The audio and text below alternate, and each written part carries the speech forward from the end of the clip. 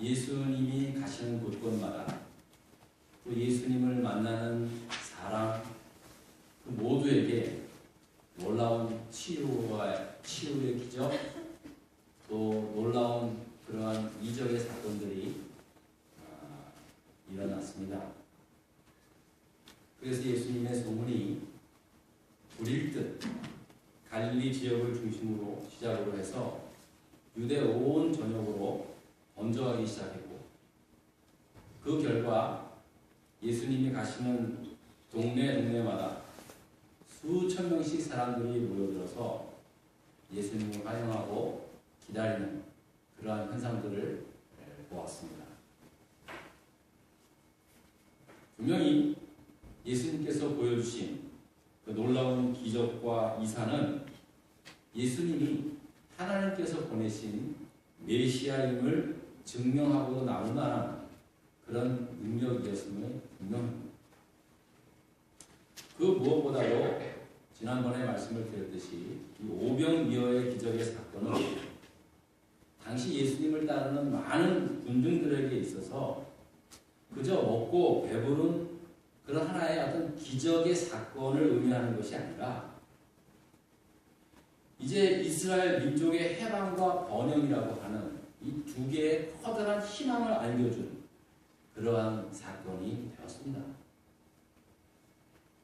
보리떡 5개와 물고기 2마리로 성인 남자 5,000명을 다 먹이고도 12광줄이나 남을 만한 그런 일을 하신 분이라면 분명히 이제 지금의 로마 제국의 식민지 나라가 된 이스라엘 민족을 정치적으로, 종교적으로, 경제적으로 해방시킬 수 있는 민족의 유일한 지도자라고 믿기에 충분했습니다. 그래서 요한복음 6장 15절을 보면은 오병이어의 기적을 본 뒤 이렇게 말씀하고 있습니다. 사람들이 억지로 예수를 잡아 왕으로 삼으려고 했다고 기록하고 있습니다. 바로 이 오병이어의 사건을 보면서 그 오병이어의 떡과 물고기 맛을 본 모든 사람들은 확신했습니다. 아, 이 사람이야말로 민족을 해방하고 종교를, 우리의 야외 종교를 회복하고 또 경제적으로 해방시킬 수 있는 그러한 메시아임을 확신한 거죠. 그래서 예수를 잡아다가 억지로 왕을 시키려고까지 했다고 성경은 기록하고 있습니다. 그러니 예수님이 그 당시에 얼마나 많은 사람들에게 인기, 환호를 받았겠습니까? 나중에 보시겠지만 예수님께서 예루살렘 성으로 입성하실 때 사람들이 예전 다윗 왕조 시대 때 자신들의 왕이 입성하는 것처럼 호산나 다윗의 자손이여라고 외치면서 왕의 행차 때에만 흔들었던 종려나무 가지를 흔들면서 예수님을 왕처럼 맞이하게 된 것입니다. 우리나라 말로 말하면 이조시대 때 왕이 행차할 때 모든 사람이 무릎 꿇어 엎드렸지 않습니까? 그런 식으로 예수님을 왕처럼 영접했다는 것입니다. 자, 그러니 예수님을 가장 가깝게 모시고 따랐던 12명의 제자들도 이제 예수께서 새 유대 나라의 왕이 되면 자연적으로 자신들에게도 놀라운 그러한 미래가 펼쳐질 그런 장밋빛 인생을 생각하면서 아마 예수님과 함께 다니는 것에 대한 자부심과 또 어떻게든지 간에 예수의 눈에 좀 더 잘 들게끔 그렇게 노력을 은근히 했을 것임에 분명합니다. 적어도 예수님께서 십자가를 지실 때 한 명도 예수님 곁을 지켜준 사람은 없게 되지만 적어도 지금 이 본문에 나오는 이 순간만큼은 12명의 제자들 모두가 예수의 제자가 된 것에 대해서 가장 자랑스럽게 생각하고 있었을 것입니다. 그런데 오늘 말씀을 보니까 예수님은 그렇게 예수를 환영하고 박수하고 환호하는 그런 군중들에게 결코 유혹되지 않은 모습을 보게 됩니다. 오히려 그 수많은 관중들을 뒤로 간 채 오늘 본문 18절을 보니까 예수님께서 따로 기도하러 가셨다고 말씀하고 있습니다. 환호하는 군중들을 피해서 혼자 한적한 곳에 따로 기도하러 가셨다는 것입니다. 다른 복음서에 보면은요, 오히려 예수님이 그 많은 사람들, 예수님을 환호하고 따라온 많은 사람들을 다 흩어 집으로 내보낸 다음에 한적한 곳에 홀로 가서 기도하셨다고 말씀하고 있습니다. 여러분, 누구나 할 것 없이 언제나 사람들을 이끄는 대중의 지도자는 무엇으로 가장 위로를 받고 힘을 얻습니까? 그것은 추종 세력들로 하여금 그 추종 세력들의 박수 소리, 환호 소리만 들으면은요, 참말로 힘이 되고 위로받고 그렇습니다. 그만큼 대중의 환호와 갈채는 매력이 있습니다. 여기에는 목사들도 예외가 아닙니다. 여러분, 교인이 많아지면 누가 제일 위로받고 좋아합니까? 목사가. 교회 담임 목사가 제일 좋습니다. 물론 하나님도 좋아하시겠지만 인간적으로 봤을 때 목사가 더 좋아하고 위로받습니다. 저도 예전에 개척교회를 개척하는데 개척한 지 6개월도 안 돼서 막 거의 100명 가까이 애들까지 세 가정에서 시작했는데 와, 그냥 제가 누가 된 것 같고요. 대단하더라고요. 이렇게 관중의 환호와 갈채와 박수는요, 마음을 흔들게 만듭니다. 예수님이 이걸 아셨어요. 그래서 예수님께서는 그런 대중들의 환호 소리, 그런 대중들의 어떤 그 추종하는 세력들의 그 갈망, 열망들에 대해서 철저하게 자신을 지키셨습니다. 그렇다고 해서 몰려 들어오는 사람을 거부하지는 않았습니다. 그러나 이스라엘 사람들의 정치적 해방의 욕구와 갈망에서 터져나오는 환호 소리, 외침 소리에 대해서는 냉정하리만큼 돌아섰다는 것입니다. 무슨 말씀이냐면 예수님께 몰려드는 사람들은 거부하지 않았지만 그들의 입에서 나오는 그 함성과 환호 소리, 그 소리 안에 그들의 욕구, 민족 독립에 대한 욕구, 종교적 자유에 대한 욕구, 경제적 해방에 대한 욕구의 외침의 소리에 대해서는 냉정하게 차단하고 돌아섰다는 것입니다. 왜냐하면 예수님께서 정말로 이스라엘 민족의 독립 해방을 위해서 오셨다면 당연히 그들의 욕구에 부응해야겠죠. 그러나 예수님이 이 땅에 오신 목적은 분명했습니다. 마태복음 20장 28절에 기록된 것처럼 인자가 이 땅에 온 것은 왕의 자리에 올라서 섬김을 받으려 함이 아니라 섬기려 하고 도리어 그리고 자기 목숨을 많은 사람들의 죄의 대가를 치르기 위한 대성물로 이 땅에 오셨다고 성경은 분명히 말씀하고 있습니다. 예수님은 자기 자신이 왜 하나님께서 자기를 이 땅에 보내셨는지를 분명히 알기 때문에 사람들의 그러한 요구, 그러한 필요에 대하여 냉정하게 돌아설 수 있었다는 말씀입니다. 여러분, 가끔 우리가 하나님의 뜻을 따라 살아갈 때 사람들의 요구와 하나님의 요구가 정반대일 때가 있습니다. 이것은 꼭 목사가 되어서 느끼는 것은 아닙니다. 다른 정치나 다른 어떤 것들은 적당히 타협하고 적당히 소통해서 하나의 결과를 가지고 더 이렇게 사람들의 의견을 모아서 하는 것도 하는 것이 아주 좋은 그러한 모습인데, 신앙생활은 어떨 때는 하나님의 뜻과 사람들의 뜻과는 정반대인 모습으로 그러한 상황으로 우리에게 나타날 때가 있다는 사실입니다. 여러분 아마 이게 이해가 잘 안 되실 거예요. 근데 여러분 정말로 진실된 마음으로 하나님의 뜻에 순종하며 한번 여러분 삶을 한번 살아간다면요, 가장 가까운 사람들로부터의 반대, 부딪힘이 느껴집니다. 사람들의 요구와 하나님의 요구가 정반대인 순간, 그러한 상황이 얼마나 자주 일어나는지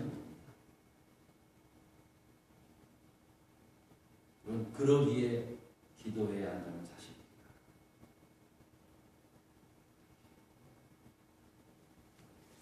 보통 보면 기도를 언제 하는가? 대부분 어려운 일들이, 정말 안타까운 고통받는 일들이 일어나면 그때 기도합니다. 보통 이해합니다. 하지만 그 반대로 내가 너무 잘 된다 생각될 때, 내가 요즘 들어서 사람들의 박수와 환호가 들릴 때, 그때 사실은 가장 하나님 앞에 무릎 꿇고 기도해야 할 때라는 사실을 잊지 생각합니다.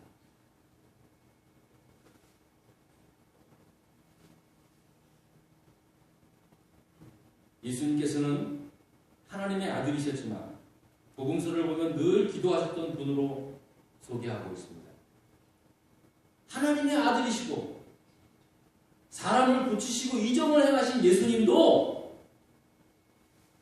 이른 아침 일찍 시간을 정해서 장소를 정해서 기도하셨고요. 틈만 나면 사람들을 뒤로 한 채 기도하셨다는 사실들이 성경 곳곳에 소개하고 있습니다.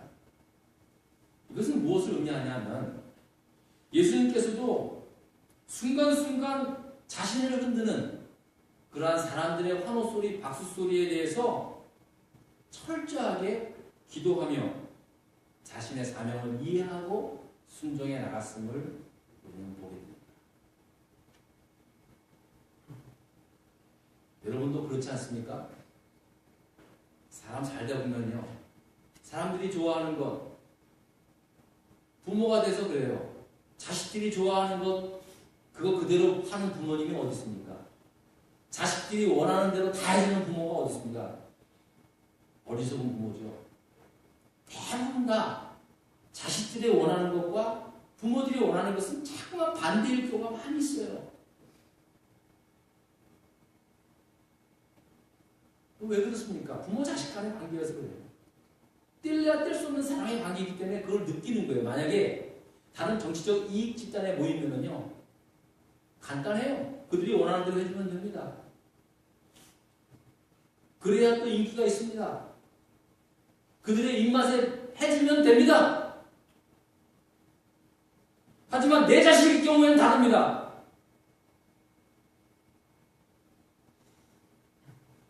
어리석은 부모가 아닌 다음에야 자식이 원하는 대로 해주는 부모 없습니다.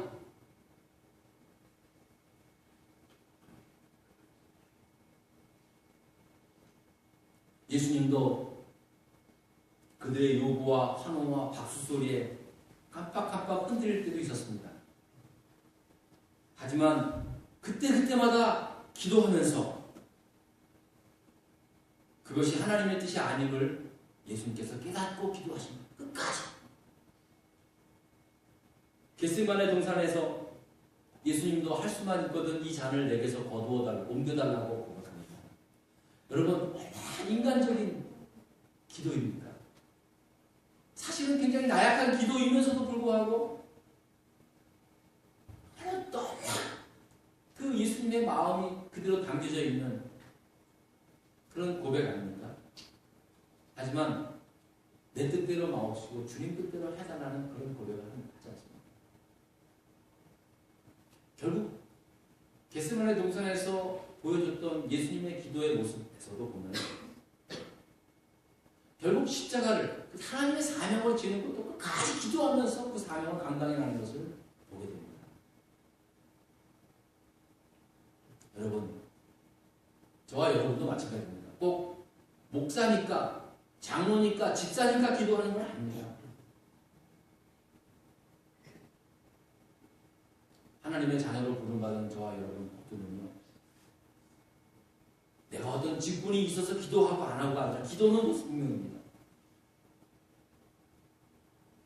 기도는 뭐가 하나님의 뜻인지 잘 구별할 수 있는 바른 지혜의 길로 인도하는 유일한 수단입니다. 그러기에 기도의 자리에 있지 않지만 예수님께서는 이제 그렇게 기도하신 다음에 사람들이 다 물러가고 난 다음에 남은 12제자와 함께 있게 됩니다. 그리고 그들에게 묻습니다. 사랑하는 제자들, 저 많은 사람들이 나를 누구라고 하느냐? 그랬더니 제자들이 얘기합니다. 네, 사람들이 그러는데요, 스승님을 세례 요한이라고 합니다. 어떤 사람들은 엘리야라고 하더라고요. 또 어떤 사람들은요, 옛날 선지자 중에 하나가 다시 살아났다고. 지금 난리가 아닙니다, 예수님. 그렇게 대답합니다. 여기서 아까도 말씀을 드렸지만 당시에 많은 사람들이 예수님에 대한 생각이 어떠했는지를 짐작하게 됩니다. 첫째는 사람들이 예수님을 세례 요한이라고 생각했는데, 이 세례 요한이라는 사람은 예수님께서 공생애를 시작하기 전에 이스라엘 백성들을 하나님 앞에 회개의 길로 인도하면서 회개를 외치며 회개의 세례를 베풀었던 요단강에서 그러한 사람입니다. 그래서 세례 요한이라고 합니다. 이 당시 세례 요한의 영향력은 대단했습니다.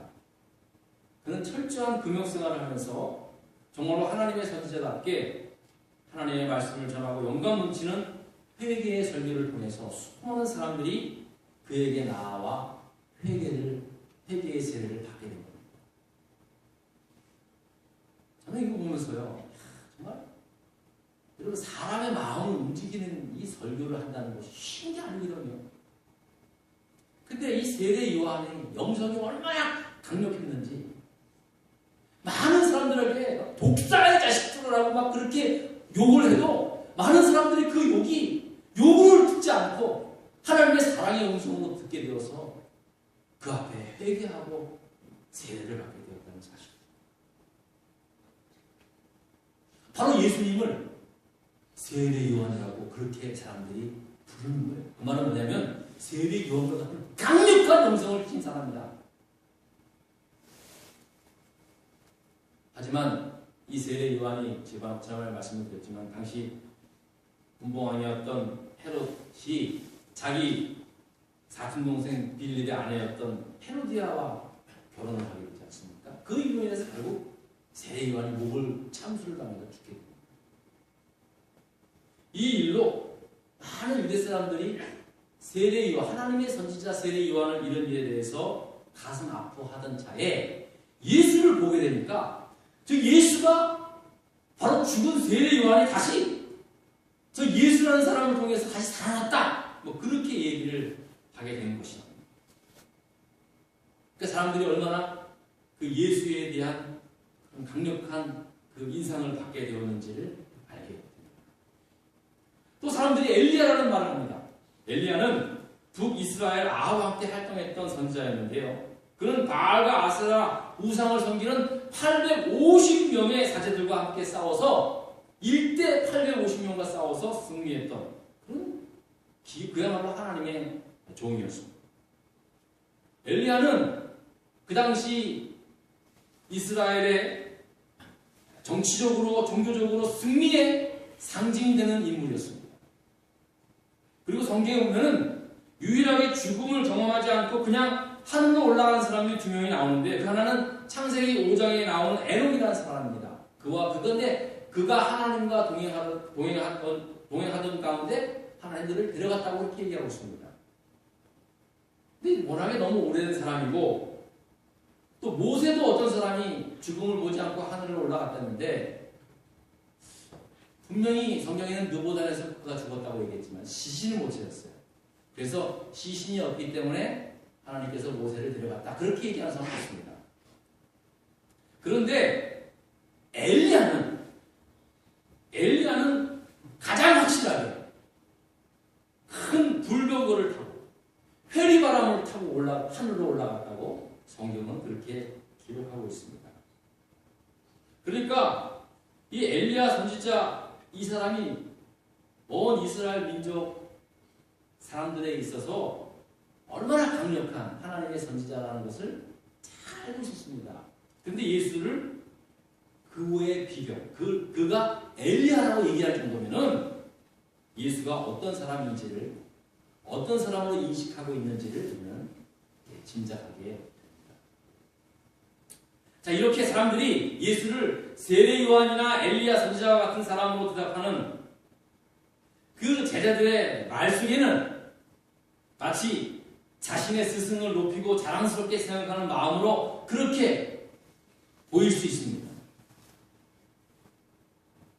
마치 제가 말이에요, 여러분들한테 여러분의 담임 목사인 현영환 목사를 다른 사람들이 뭐라고 합니까? 어떤 집사님, 아무개 집사님, 아유 목사님 비록 시골에 계시지만 목사님 보면은 저 조용기 목사님 같다 그러는데요? 그러면 그게 뭔 말입니까?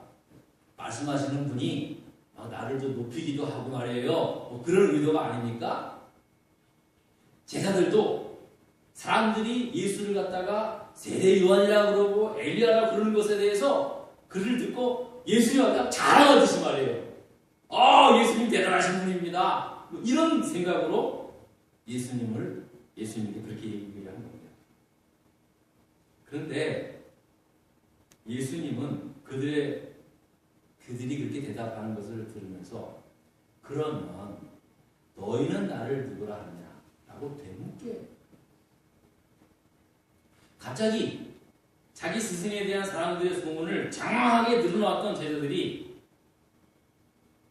자기 스승께서 그러면 너희는 나를 누구라 하느냐라는 질문에 순간 말문을 잃었습니다.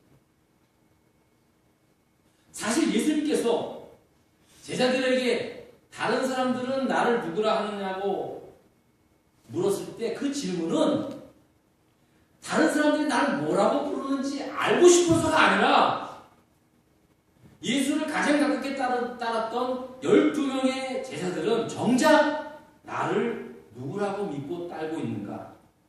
그에 대한 고백을 듣고 싶었거든요. 그러니까 예수님도 참 정말 메시아셨지만 가르치는 데 있어서도 기가 막힌 스킬을 가지신 분이에요.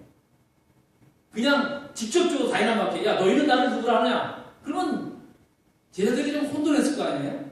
다른 사람들이 누구라고 했을까라고 먼저 물어보고 그 다음에 너희는 그럼 나를 누구라고 했냐? 이 질문이 기가 막힌 겁니다.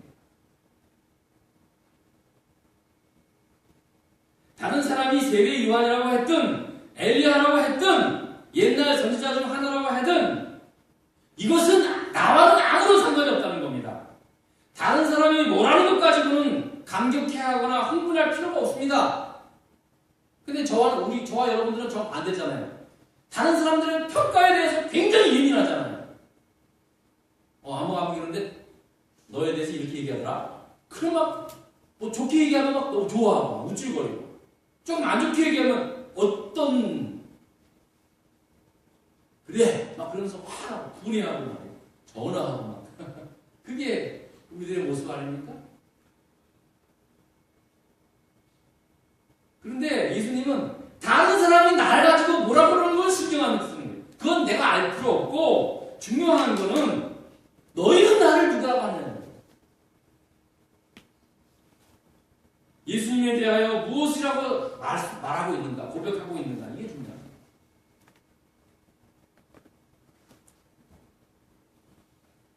우리는 가만히 보면은 다른 사람들이 말하는 것으로 생각하고 판단하는 것들이 많이 있습니다.